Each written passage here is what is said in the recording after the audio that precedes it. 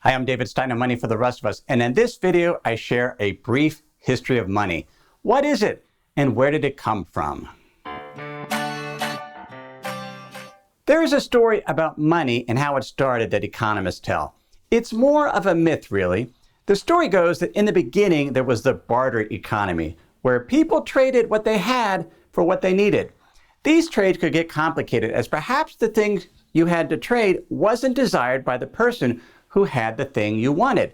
So it might take several trades before you could arrange the deal. Adam Smith, in his book Wealth of Nations, published in 1776, was one of the first to share the creation myth of money, where the desire to exchange and specialization of labor by North American Indians and other cultures first led to bartering and eventually to currency in the form of something precious that everyone wanted that could be used to facilitate trade. The initial currency might be shells or hides or sugar, but at some point the people settled on precious metals, first in the form of irregular ingots and in time standardized coins. The problem with this story is there's no evidence to support it. Sumer is one of the first documented ancient urban civilizations. It existed in southern Mesopotamia, where present-day Iraq is, around 3500 BC. The Sumerians had vast temple and palace complexes that were staffed by thousands of craftspeople, farmers, shepherds, and bureaucrats. The Sumerians wrote on clay tablets in cuneiform script.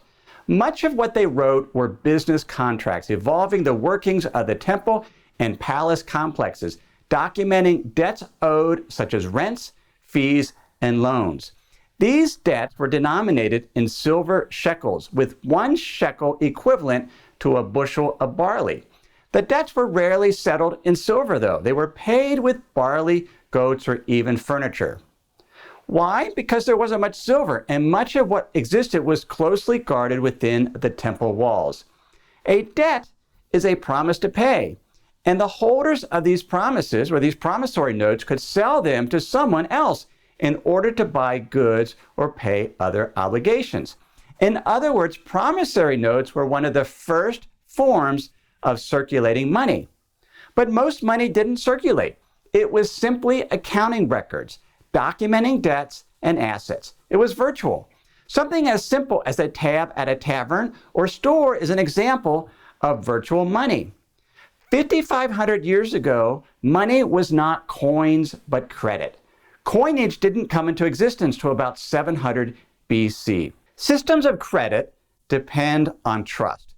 The anthropologist David Graeber writes in his book, Debt, The First 5,000 Years, the value of a unit of currency is not the measure of the value of an object, but the measure of one's trust in other human beings.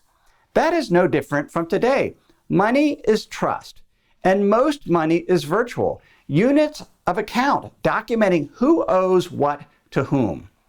The biggest difference between the financial system today and the Sumerian economy is the complexity of business contracts.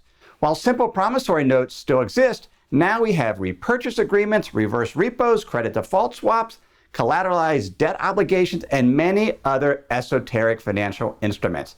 Still, even these complex vehicles depend on trust. Circulating money in the form of coins and paper currency has always been just a small fraction of the amount of virtual money used to account for assets and debts.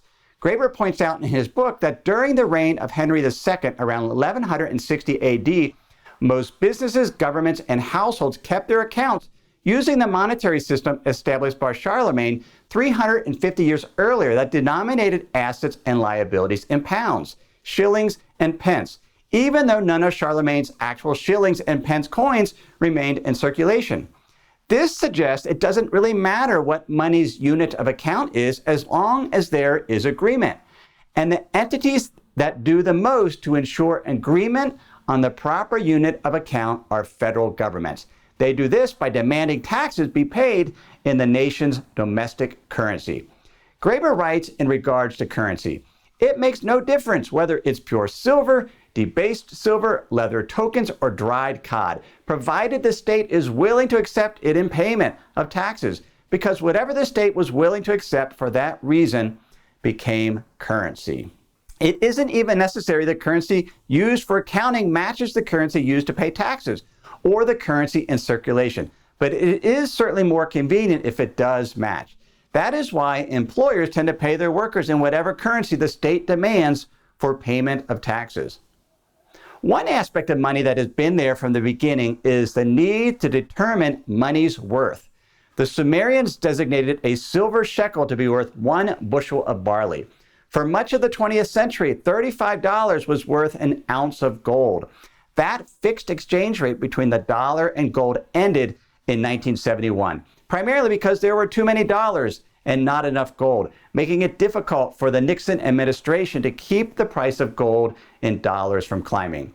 In retrospect, that is unsurprising, seeing that gold has to be discovered and mined while the supply of dollars is potentially unlimited, as new dollars are created whenever banks make a loan. Now the value of the dollar floats relative to other currencies and commodities as investors, businesses, governments, and households constantly make judgments as to the worth of various forms of money relative to each other.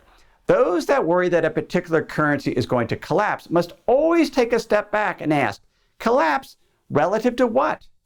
When a currency declines in value, it means another currency is strengthening.